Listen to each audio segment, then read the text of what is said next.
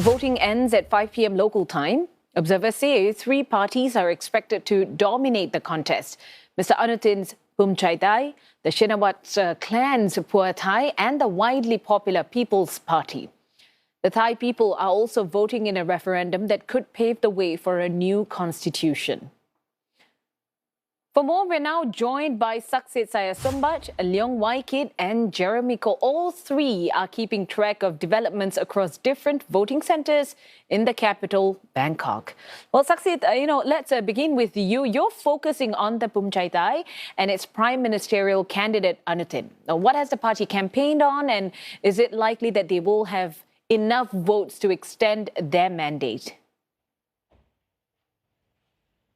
Now, the Bhumjaithai and Prime Minister Anutin Charnvirakul have been in office not very long ago, since September, after Prime Minister Thaksin Shinawatra has been dismissed by the Constitutional Court. And it was a very short tenure. It was always meant to be a very short tenure because it was a minority government. But then he surprised his opponents with an even quicker snap elections when he dissolved parliament in December. But it also goes to show here that Bhumjaithai and Mr. Anutin himself have made a very quick rise to the top. It used to be a medium-sized party with its stronghold in Buriram, which is in the northeast of Thailand. That is also where Mr. Anutin is voting today. And it has scaled up very rapidly to a national platform, not only because, of course, with the feeling and with the statement of wanting to extend those 3 months in office into a stronger mandate of 4 years. But also, in order to do that, they have poached a lot of MPs, and also a lot of powerful local provincial clans have joined them, either because they have been poached or either because of conviction, hitching their right to a winning card, so to speak. On the policy platform and the campaign platform, they have a very broad mix of social welfare policies and promises, but also infrastructure projects that they want to continue as well. But there's also a third strand that they have tapped into this campaign, and that's a nationalist sentiments because of the border conflict with Cambodia that we have seen here. And the rhetoric that Mr. Anutin has utilized was a very nationalistic one, saying lines along the lines of that this is a government that is 100% Thai, that is doesn't own to anyone, and that is also not going to kowtow to anybody who's not Thai. So that is quite literally the party name, Bhumjaithai, is translated to Proud to be Thai, and that is something that Mr. Anutin has been tapping into, and he hopes that the party's success in this election, and of course also the success of his government or would-be government, could be something to make all Thais proud. And Pheu Thai's Yodchanan Wongsawat has also cast his vote and urged Thais to come out and vote for a change.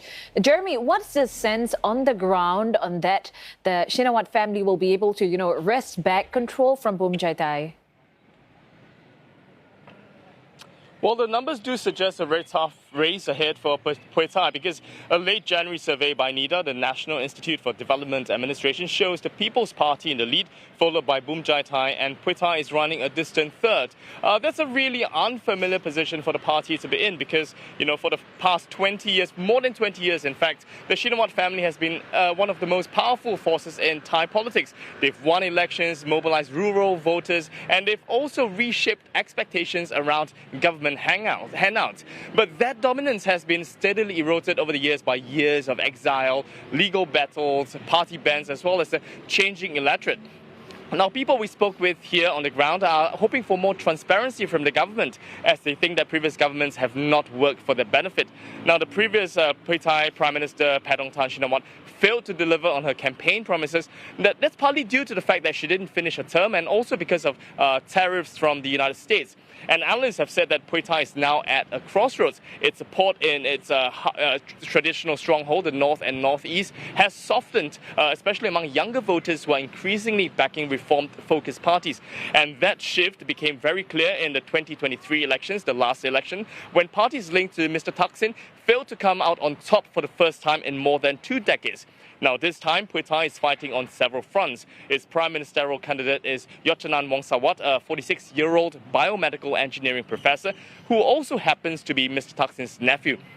So the party is clearly trying to strike a balance, fresh leadership, but also very familiar roots. And on the campaign trail, Pheu Thai is leaning back into its populist messaging, taking up its war on poverty and promising cash handouts. That also includes a very headline-grabbing daily draw offering 1 million baht to multiple winners. Well, Waikit, we understand that you're at the polling center where the People's Party's Natthaphong Ruengpanyawut earlier cast his vote. The prime ministerial candidate really pledging to form a government for the people. And as we've heard from Jeremy, there is consensus and understanding from the people that they want something for themselves in terms of political uncertainty that's been circling Thai for the past few years.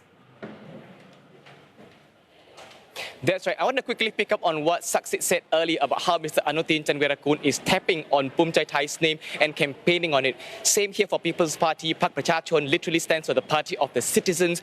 And the party leader had also been campaigning on this, as you said earlier, Ella, forming government for the people and having policies for the masses. In fact, the leader, Natthaphong Ruengpanyawut, had arrived at this polling station slightly before 10 a.m. I was deliberately away from the media scrum, so I was able to catch him getting out of his car. He looked fresh, he looked relaxed, and I asked him, "Did you sleep well?" He said, "Yes, feeling good." And then when he came to this polling center, where he was casting his ballot, he had mixed expressions. He was solemn for a few seconds, and then he looked relaxed, and then he turned to the cameras and smiled. Perhaps a reflection of what he had told reporters before, reflecting his confidence that this time around there is a real chance of him being a prime minister. Now later at the media conference, at the doorstop rather, he spoke to reporters. I asked him what his definition of strong mandate is. He says he thinks he's able to get the mandate of the people, and that, like I said earlier, he wants to form a government for the people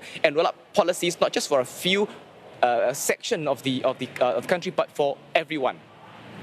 Well, Waikit, the People's Party has really went through several iterations in the past few years. Has anything really changed during this election campaign? Well, if you ask the party itself, it will say no. But if you ask analysts, they have raised several points. For instance, they say that their strategies have changed. They are now campaigning not on hope, but on fear, painting Thailand as a place of corruption and that there's scam centers in the country. They also talked about how the People's Party is not giving priority to candidates who are technocrats, pushing candidates who are the grassroots types a bit lower down the rank. And some analysts say that this may work against the party, distancing itself away from the masses. But the party's defense is that these strategies are necessary pragmatism. And during the campaign, on more than one occasion, they've told Saksith that their party, People's Party's ideologies and identities have remained similar throughout, ever since they were born in 2018, of course, under the name of Anakothmai, which is Future Forward Party. Well, speaking of analysts, observers say, Jeremy, that whichever party gets the most votes will still face another hurdle in really securing a coalition to run the country. How likely is it that Pheu Thai might get the role of kingmaker?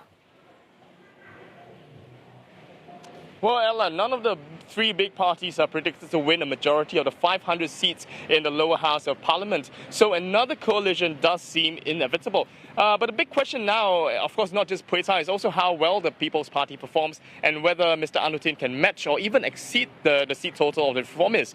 As for Pheu Thai, analysts say it needs to win enough seats to perform the role of kingmaker, but even that is in doubt right now. Now, a poor showing could push the party further to the margins, but a stronger result could signal that the Shinawatra name still carries some weight in Thai politics. And as many analysts have pointed out, it's never wise to completely count out Mr. Thaksin, especially with the possibility of his parole later this year. That's around the same time a new government is expected to take office. Now, Pheu Thai did perform strongly in the northeast in the last election, winning dozens of constituency seats in a region that's home to millions of farmers.